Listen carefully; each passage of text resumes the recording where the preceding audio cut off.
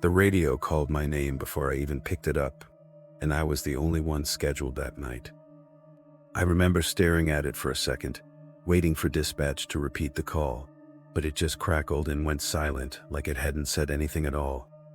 I checked the logbook anyway, thinking maybe I'd missed a call earlier, but the last entry was mine from an hour before. Routine patrol start, nothing unusual. It was late October, the kind of cold that settles into your hands first, and I was covering the north sector alone because my partner had called out sick. That part of the forest doesn't get much traffic after sunset, just a few hunters who usually check out before dark, so when the radio lit up again 10 minutes later, I was already on edge. This time it was clearer, a man's voice, calm, controlled.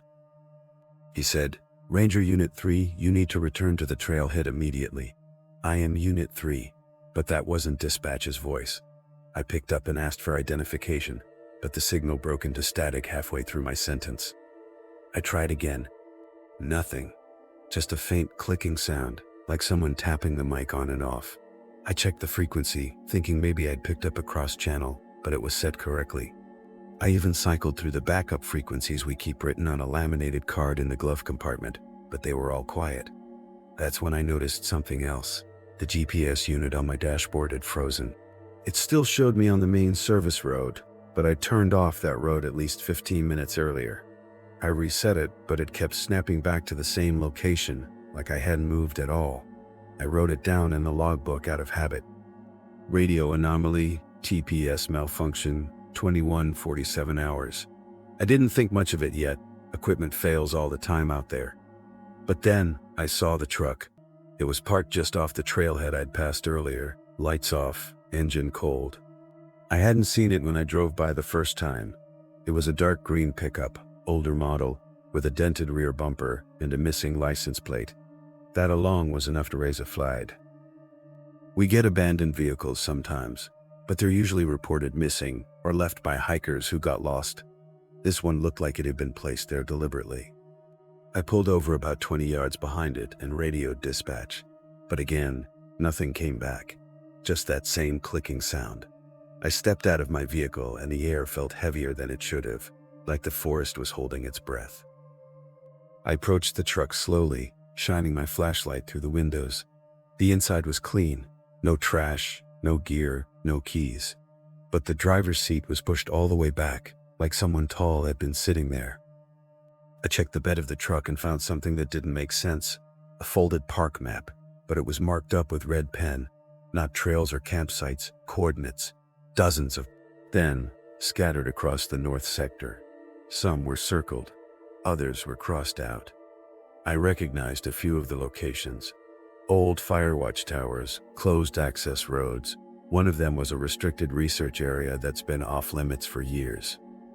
I took a photo of the map with my phone and tucked it back where I found it. That's when the radio spoke again.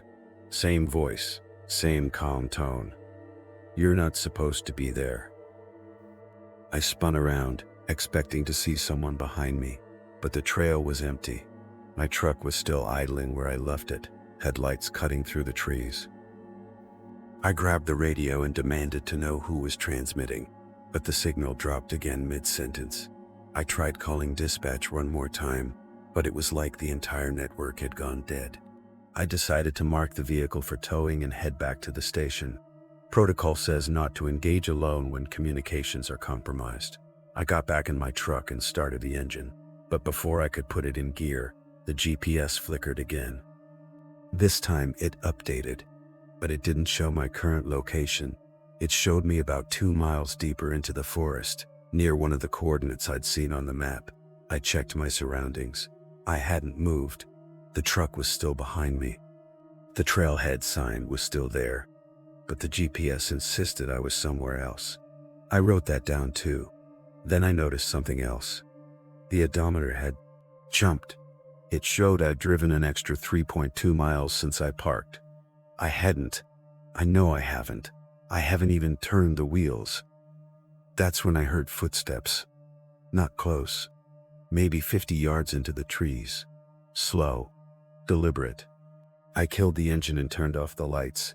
The forest went completely dark. The footsteps stopped. I waited, listened. Nothing. Then, a beam of light flickered between the trees. Not a flashlight, too steady, more like a lantern. It moved, slowly, weaving between trunks, getting closer. I stayed still, watching. The light stopped about 20 yards away. I could see the outline of a person holding it. Tall, broad shoulders, no uniform. Just a dark jacket and what looked like a ranger hat. But it wasn't one of ours.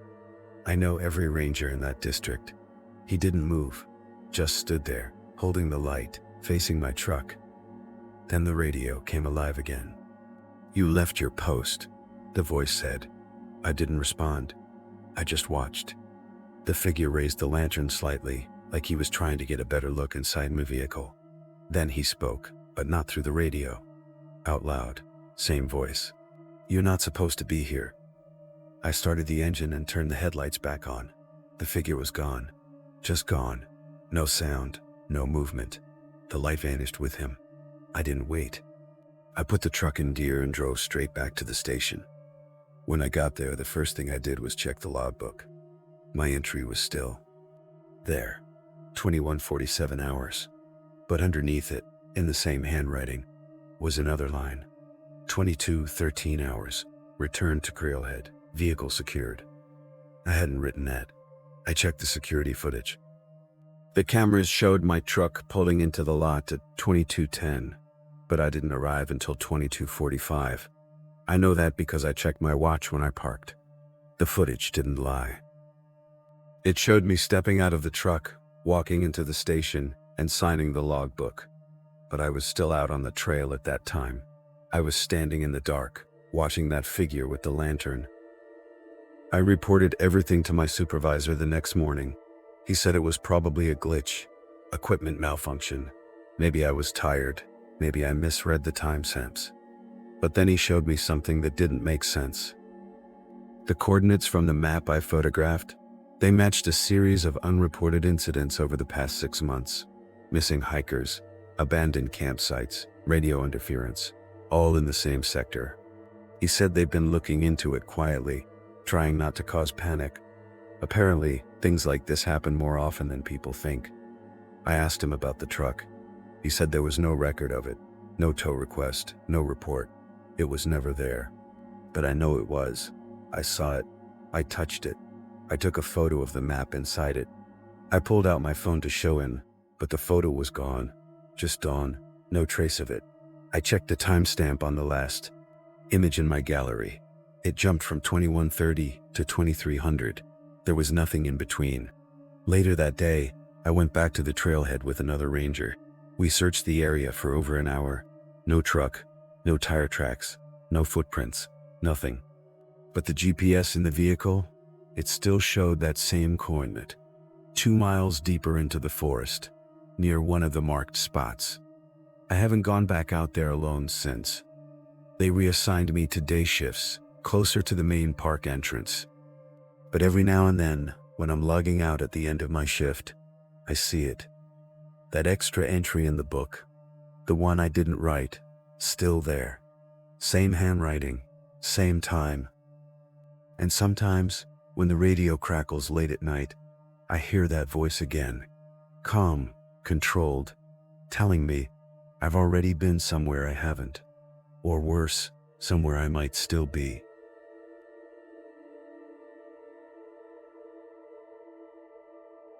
I found the campsite before I found the people, and that's what bothered me the most. The fire pit was still warm, like someone had just stepped away, but there wasn't a single sound anywhere in the trees.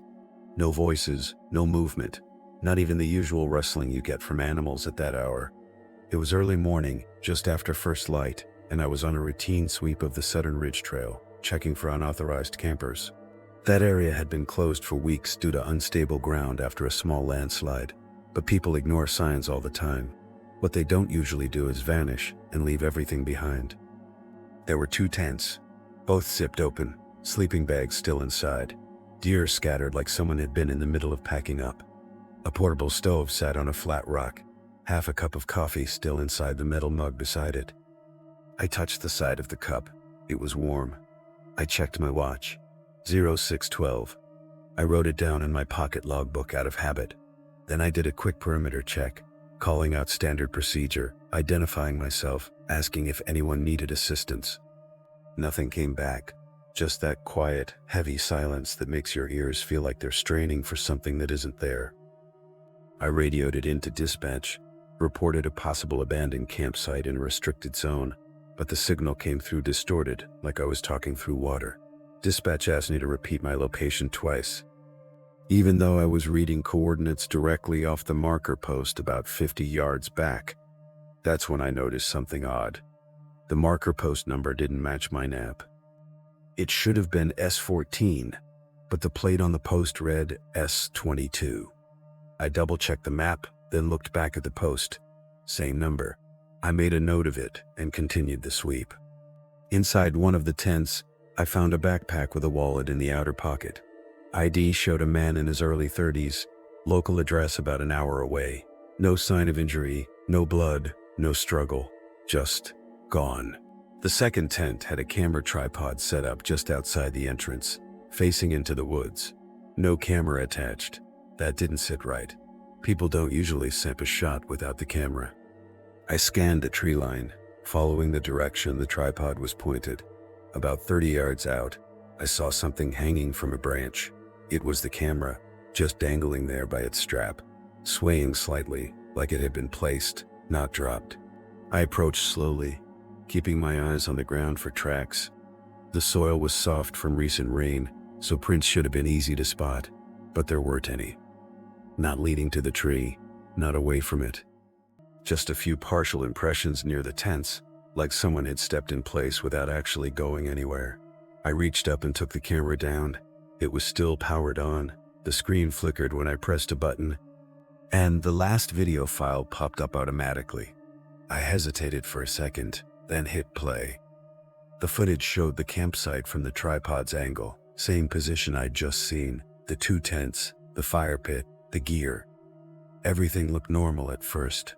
Then, about 10 seconds in, a figure stepped into frame from the left. It was one of the campers, I assumed, same jacket as the ID photo. He walked up to the center of the clearing and just stood there, not doing anything, just staring directly at the camera. No expression, no movement. Then, after a few seconds, he turned and walked out of frame to the right. The video didn't end there. It kept recording. The campsite stayed empty for another full minute. Then the second camper entered from the opposite side. Same thing. Walked to the center, stared at the camera, turned, left. No interaction between them. No signs they even noticed each other. I checked the timestamp. The two entries were only 30 seconds apart. I rewound it, watched again, trying to catch something I'd missed. But it played the same way every time. One enters, stares, leaves, and the other, like they were taking turns. I felt a shift in the air around me then. Not a sound, not a movement. Just that feeling you get when something changes and you can't explain how. I looked back toward the tents. Everything was still the same. But the coffee mug? It wasn't where I remembered it. It had been on the rock beside the stove. Now it was on the ground, about 2 feet away. I hadn't heard it fall. I hadn't seen it move. I walked back over and picked it up, still warm, still half full. I wrote that down too. Then I noticed something else. A set of fresh footprints, right next to the tent. Deep impressions, like someone had just stepped there with weight behind it. They weren't there a minute ago. I'm certain of that. I followed the prints a few steps, but they didn't lead anywhere. They just stopped. No continuation, no direction, just ended. I radioed dispatch again, tried to explain what I was seeing, but the signal cut out halfway through. Same distortion as before. I switched to backup frequency. Nothing. That's when I heard it. A voice, not through the radio, from somewhere in the trees. "You're early." It was quiet, almost conversational. I turned slowly, scanning the tree line. "This is Ranger Unit 6, I called out. "Identify yourself." No response, just that silence again. Then, from behind me this time, "You weren't supposed to see this part." I spun around. Nothing, just the campsite, the tents, the gear, but the tripod, it was facing a different direction now. Not toward the trees, toward me. I hadn't touched it. I know I hadn't. I backed up slowly, keeping my eyes on it. The camera in my hand buzzed slightly, like it had received a new input. The screen lit up again. Another video file. Time-stamped. Just a few seconds ago. I didn't remember recording anything. I pressed play. The footage showed the campsite again, same angle as before, but this time, there was someone in the center, wearing my uniform, holding a camera, looking directly at the lens. It was me. I was standing exactly where I'd been a minute ago, watching the tents. In the video, I slowly raised the camera, like I was about to record something. Then I turned and walked out of frame. I stopped the playback and looked up. I was still standing there. I hadn't moved. My hands were steady, holding the camera I'd found in the tree. I checked the timestamp again. It matched the current time on my watch. I wrote it down, even though my hands were starting to shake. Then I heard footsteps, close this time, just behind the second tent. I moved around it carefully, expecting to find someone hiding or injured, but there was no one there. Just another set of footprints, fresh, deep, leading away from the campsite. I followed them for maybe 10 yards before they stopped again. Same as before, no continuation, just gone. I stood there for a moment, trying to make sense of it, when the radio suddenly cleared up. Perfect signal. Dispatch came through like nothing had happened. Unit 6, status check. You've been off comms for over an hour. I looked at my watch. 06:24. It had only been 12 minutes since I arrived. I told them I was fine, that I'd found an abandoned campsite and would meet back up. They acknowledged and said a second unit was en route. I turned back toward the clearing. The tents were still there, the gear, the stove, but the fire pit was cold now, completely cold, like it hadn't been used in hours. I walked over and checked it. Ashes, no heat. The coffee mug was empty, bone dry. I hadn't poured it out. I know I hadn't. When backup arrived, they treated it like a standard abandonment. Logged the items, took photos, bagged the ID. No one else heard the voice. No one else saw the footprints appear. I didn't mention the video. I don't know why. Maybe because I wasn't sure how to explain it. Later, back at the station, I reviewed the footage again. The file showing me in the clearing was still there, same timestamp, same angle, but there was something I hadn't noticed before. In the background, just beyond the tents, there was another figure, standing at the edge of the trees, watching me, not moving, not reacting, just there. I zoomed in, tried to get a clearer look, but the image distorted the closer I got. The shape didn't resolve into anything recognizable, just a silhouette. I reported the campers as missing. Their IDs were logged, families notified. Search teams went out the next day, combed the entire ridge. No trace, no tracks, no gear beyond what we found. It's been 3 weeks now. The case is still open. But here's the part I can't get past. Every time I review that video, the timestamp changes. Just slightly. A few seconds forward, a few seconds back. The last time I checked it, the figure in the background wasn't at the edge of the trees anymore. It was closer, standing just behind a spot where I'd been in the frame. Close enough that if I had turned around in that moment, I would have seen it.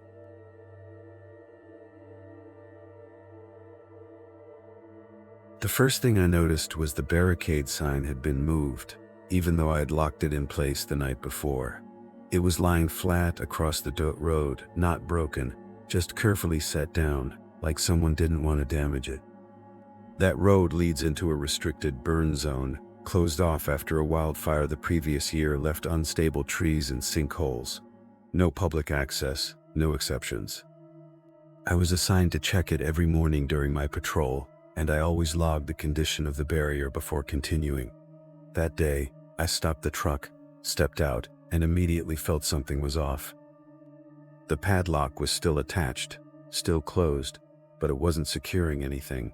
The chain had been looped around the post loosely, like someone had unlocked it, opened it, then locked it again without reconnecting it properly. That's not something a random hiker would do. That's someone trying to make it look untouched. I wrote it down. 0718, barrier, tampered, possible unauthorized entry. I radioed dispatch, but the response came back delayed, like there was a lag in the transmission. They acknowledged and told me to proceed with caution, check the interior road for activity. Standard procedure.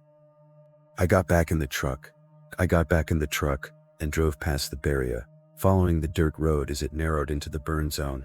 The trees out there are still blackened, stripped of leaves, and the ground is uneven with ash pockets that shift. Under your boots. It's quiet, in a different way, than the rest of the forest. No birds, no insects, just wind moving through dead branches. About half a mile in, I saw tire tracks. Fresh ones, not from a ranger vehicle. The tread pattern was deeper, wider, possibly a utility truck or an older SUV. They veered off the main road and cut into a section that had been marked unstable. I stopped and got out, checked the ground. The tracks were recent, maybe within the last few hours. I followed them on foot, marking my path with flagging tape as I went. The terrain got worse the deeper I went. Ash gave way to loose soil, and I had to test each step before putting full weight down. That's when I saw the structure. It wasn't on any of our maps. A small cabin, partially collapsed, tucked between two burned-out tree lines. The roof had caved in on one side, but the front door was intact. No signage, no markings, just there. I've worked that sector for 3 years. I've never seen it before. I approached slowly, calling out, identifying myself. No response. The door was slightly open, just enough to see darkness inside. I pushed it gently, and it creaked louder than expected. The interior smelled like damp wood and something metallic. Not blood, just sharp. There was a table in the center of the room with a radio set on it. Not standard issue. Older model, with a manual dial and a long antenna wire running up through the ceiling. It was powered on. I could hear faint static coming through the speaker. I stepped closer and noticed a notebook beside it. Pages filled with handwritten entries, dates, times, coordinates. Some of them matched areas in the park, others didn't. They were outside our boundaries entirely. I flipped through a few pages and saw something that made me stop. My name, written in the margin next to a coordinate I recognized. The barrier I had just checked, dated yesterday. I hadn't been here yesterday. I was on a different route. I know I was. I wrote it down in my logbook anyway, even though it didn't make sense. Then the radio on the table crackled louder. A voice came through. Mine. Unit 4. Barrier secure. No activity to report. That was my standard check-in phrase, but I hadn't said it that morning. I hadn't reported yet. I hadn't even reached the barrier when I started my shift. I froze, listening. The recording repeated once, then cut to static.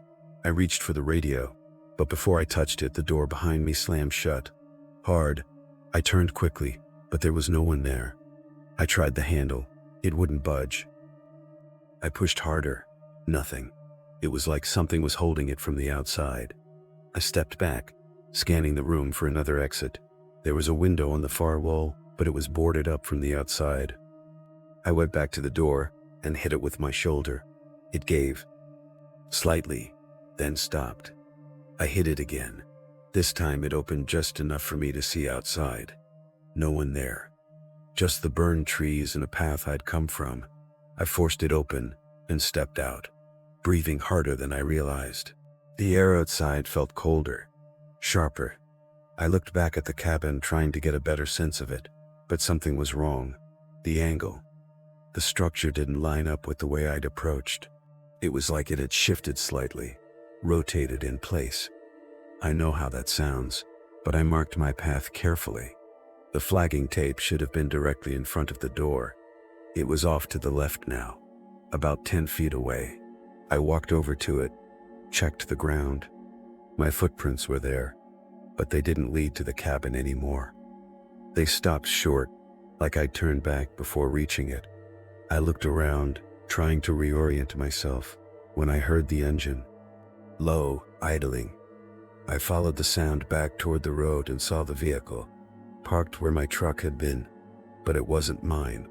It was an older SUV, dark color, with the same tread pattern as the tracks I'd followed. The driver's door was open. No one inside. I approached slowly, calling out again. No response. Inside the vehicle, on the passenger seat, was a Ranger hat. Same style as ours, same patch, but the name tag was missing. I checked the back seat. Empty. No gear, no supplies. Just a single clipboard on the floor, with a sheet of paper clipped to it. It was a patrol log. My patrol log. Same format, same handwriting, but the entries weren't mine. They listed locations I hadn't visited yet that day, times I hadn't reached, and at the bottom, the final entry, 0742, cabin secured, subject contained. I checked my watch, 0731. I hadn't written that. I hadn't secured anything. I hadn't even reported the cabin yet. I felt that shift again, that subtle change in the air, like something had just moved behind me. I turned slowly. The cabin was visible through the trees, but the door was closed now, and there was someone standing in front of it, wearing a Ranger uniform, my uniform, same patches, same gear. I couldn't see the face clearly, but the posture was familiar. Too familiar. They didn't move, just stood there, facing the door. Then, slowly, they reached out and knocked 3 times. Even from that distance, I heard it clearly. The door opened slightly, just like it had for me. The figure stepped inside. The door closed behind them. I didn't wait. I got back to the road, marked the location, and called it in. This time the radio worked perfectly. Dispatch responded immediately, said they'd send a team. I stayed by the barrier until they arrived. When we went back in together, the tracks were gone. The cabin wasn't there, just a clearing with unstable ground and a few charred stumps. No structure, no vehicle, nothing.